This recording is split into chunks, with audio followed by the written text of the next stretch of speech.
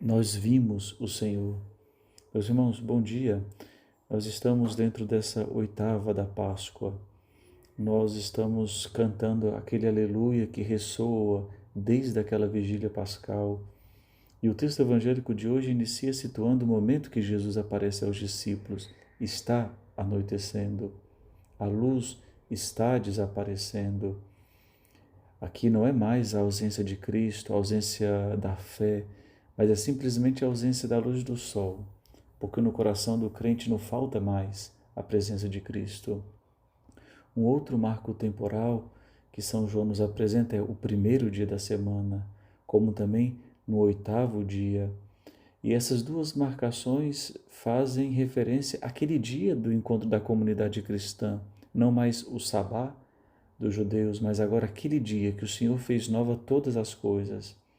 Depois, um outro elemento importante, as portas estão fechadas daquele cenáculo.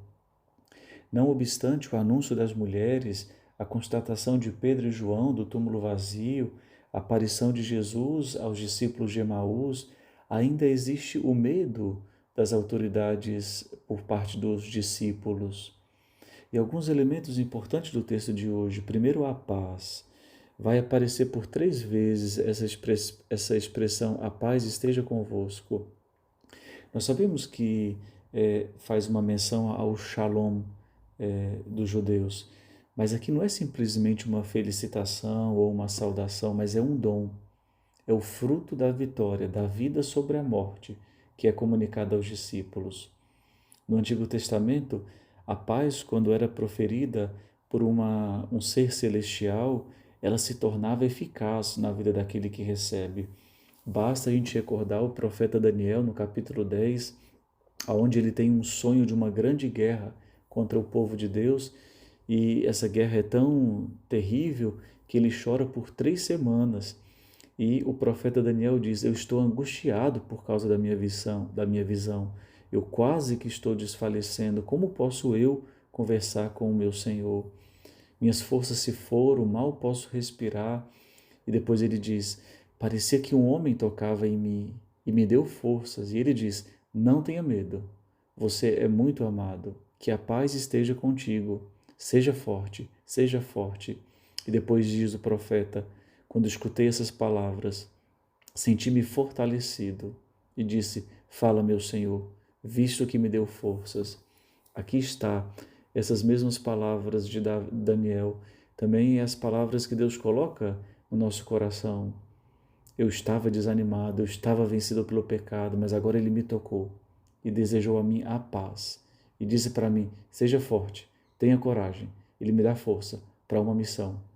E é por isso que a paz do ressuscitado ela é dada em vista de uma missão. A força da paixão e ressurreição envia os discípulos ao mundo. Eles devem prolongar a missão de Jesus. Eles devem ser no mundo o sinal daquele anúncio que Jesus realizou quando esteve entre nós. O texto diz que o Pai o havia enviado. O verbo aqui enviado é apestalken, que está conjugado no perfeito, para sublinhar que a missão de Jesus se cumpriu. Tudo foi realizado de modo perfeito. E foi de modo tão perfeito que agora os efeitos da obra de Cristo se prolongam na missão dos discípulos de Cristo, se prolonga na sua igreja. E ligado à missão dos discípulos, à missão da igreja no mundo, Jesus sopra sobre os apóstolos. É claro que essa é uma forte recordação daquele sopro de Deus na criação e principalmente na criação do homem. O sopro indica não somente a comunicação de uma vida, de um hálito vital, mas é sinal da da criação. O Senhor ressuscitado doou o seu Espírito para nos santificar, para nos qualificar para a missão. O Evangelho de São João recorre várias vezes ao Espírito. Ele fala do Espírito da verdade lá na última ceia, mas ele também fala o Espírito que santificou o próprio Cristo, o Espírito que faz renascer da água e do Espírito, o Espírito que conduz à adoração em espírito e em verdade, o Espírito que é capaz de verificar a verdade. Assim, Jesus cumpre aquela profecia do início do Evangelho de São João, na boca de João Batista, que aquele batizaria no Espírito Santo. Realmente, Jesus doou para nós o Espírito Santo e esse dom do Espírito Santo está ligado ao poder de perdoar os pecados, porque Ele, o Cordeiro de Deus, que imolado, perdoou os nossos pecados, agora envia o Espírito Santo para comunicar os efeitos desse perdão. E o perdão ou a retenção do pecado não é simplesmente um ato jurídico, não é simplesmente uma normativa, mas aqui é uma experiência de salvação. Porque quem está nesse perdão pode entrar em comunhão com Deus. Sem esse perdão, nós ficamos cegos na escuridão. Sem esse perdão, nós nos deixamos guiar pelo mal. E é por isso que é importante a experiência do perdão. Aquele dom, aquela vida nova, a gente pode perdê-la. E é por isso que é necessário voltar sempre para adquirir aquele perdão. Mas depois uma coisa bonita é que Jesus aparece para os apóstolos, mas não está ali Tomé. Mas todos os apóstolos depois vão dizer a Tomé: nós vimos o Senhor. Aqui está a fé eclesial. É uma missão da igreja anunciar Cristo crucificado e ressuscitado. Nós não temos outra missão senão comunicar este anúncio. É neste anúncio que nós somos salvos, é neste anúncio que nós somos consolados, é nesse anúncio que nós somos fortificados. E se nós perdemos este anúncio, nós perdemos aquilo que nós somos.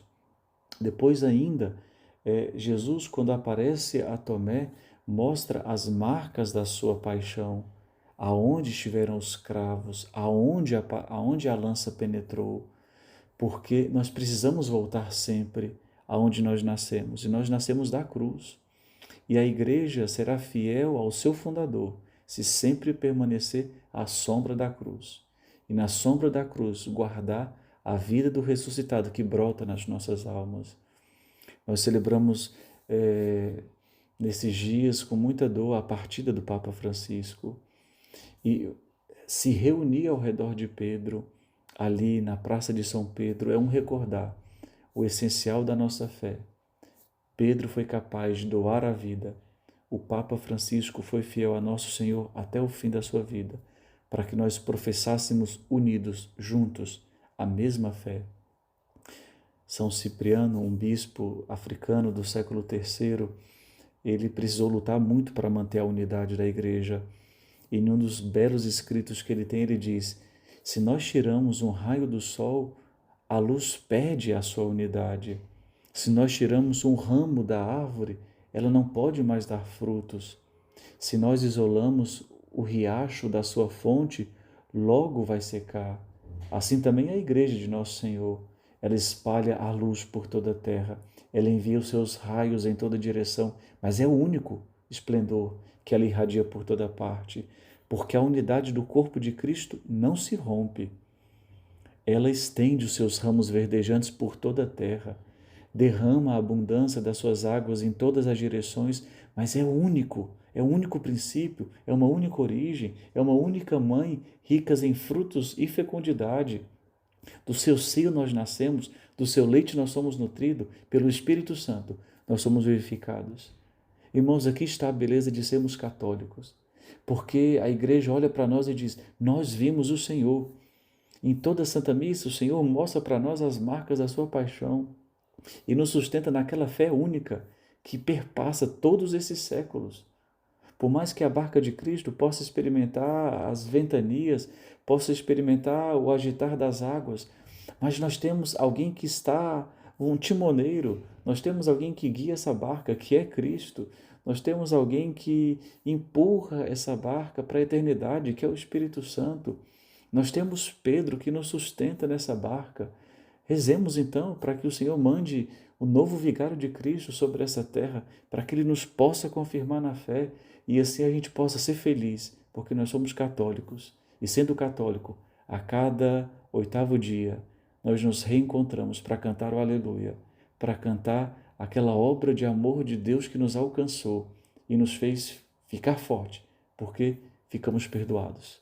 Irmãos, tenham todos uma boa semana e que Deus os abençoe. Em nome do Pai, do Filho, do Espírito Santo. Amém.